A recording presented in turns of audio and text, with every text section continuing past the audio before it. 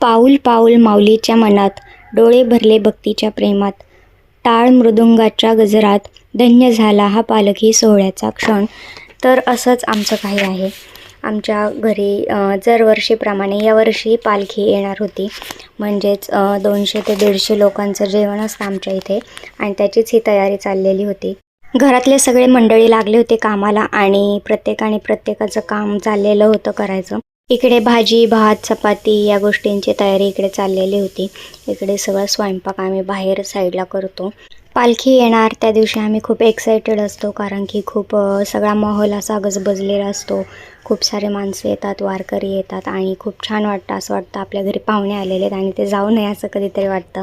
इकडे आमची तयारी जल्लोषात चाललेली, तोपर्यंत इकडे वारकरी आले होते आणि त्यांचे पाय वगैरे धुवायचे हा कार्यक्रम चाललेला होता. सगळे वारकरी घरी पोचले आहेत आणि काही थकलेले आहेत, तर काही झोपत आहेत, तर काही गप्पा मारत आहेत. तर तुकारामांची पालखी आमच्या इथून जाते आणि त्यातलेच वारकरी आमच्या इथे जेवायला येतात, तेव्हा खूप छान वाटतं. आणि त्यावेळेस मी ठरवलेलंच होतं की व्लॉग हा बनवायचाच, कारण की दरवर्षी व्लॉग बनवत नाही मी वारकऱ्यांचा आणि पालखीचाही. तर म्हटलं आज आवर्जून बनवावा. आणि हे सगळं झाल्यानंतर आरती चालू होती आणि आमच्या तिन्ही घरातले सगळे मंडळी आरतीला हजर राहतात. सगळे आरती घेतात आणि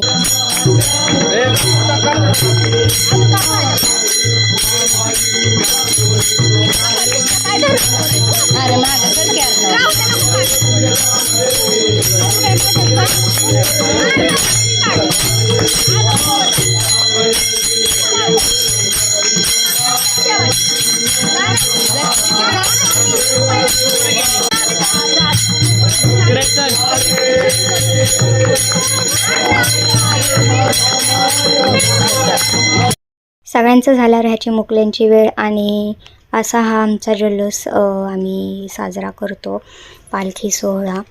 तर खूप छान हा प्रसंग असतो आणि खूप छानही वाटतं. तर म्हटलं छोटासा क्षण दाखवावा. तर आता सगळं झाल्यानंतर जेवायची तयारी चाललेली होती. घरासमोर छान मोठी जागा आहे, तर तिथे सर्वांनी बसून घेतलं होतं वारकऱ्यांनी आणि आमचं वाढायचं काम चाललेलं होतं. घरातला प्रत्येक व्यक्ती वारकऱ्यांना काय हवं आहे नको आहे सगळेजण पाहत होते आणि सर्वजण एकत्र मिळून काम करत होते. असा पालखी सोहळा तुमच्याकडे साजरा केला जातो का? तुमच्याकडे वारकरी येतात का जेवायला? तर नक्की कमेंट्स करा आणि सबस्क्राईब चॅनलला करायला विसरू नका. विठ्ठल नामाचा गजर, वारकऱ्यांचा अपार सागर, वारकऱ्यांच्या पालखीत चालताना मन हरपलं पांडुरंगाच्या चरणी.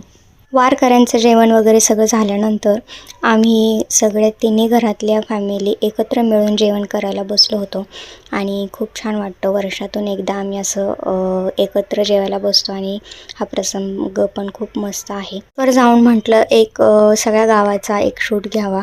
तर आमचं अख्खं गाव गजबजलेलं आहे. वारकऱ्यांच्याच घरी वारकरी येतात आणि कुठे मंडप टाकलेला आहे, कुठे काय चाललेलं आहे आणि सगळ्यांच्या घरी आचारी वगैरे त्यांचेच असतात आणि फक्त जागा आपण त्यांना द्यायची असते.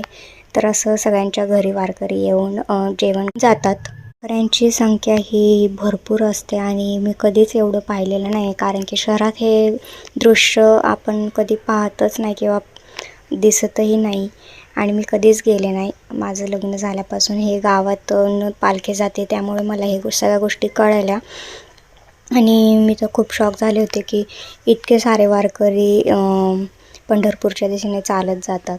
तर हे खूप माझ्यासाठी हे नवीनच होतं. ते असे वेगवेगळे स्टॉल लागलेले असतात, खेळण्याचे म्हणा कशाचे म्हणा सगळ्याचेच. आणि आमचा ह्याला आणलं होतं काहीतरी खेळणं, तर काय रागात फोडायचा विचार होता. मिळून सगळे पालखीमध्ये दर्शन घ्यायला गेलो आणि तिथे शॉपिंगलाही गेलो. तर भेटूयात नेक्स्ट ब्लॉगला. बाय.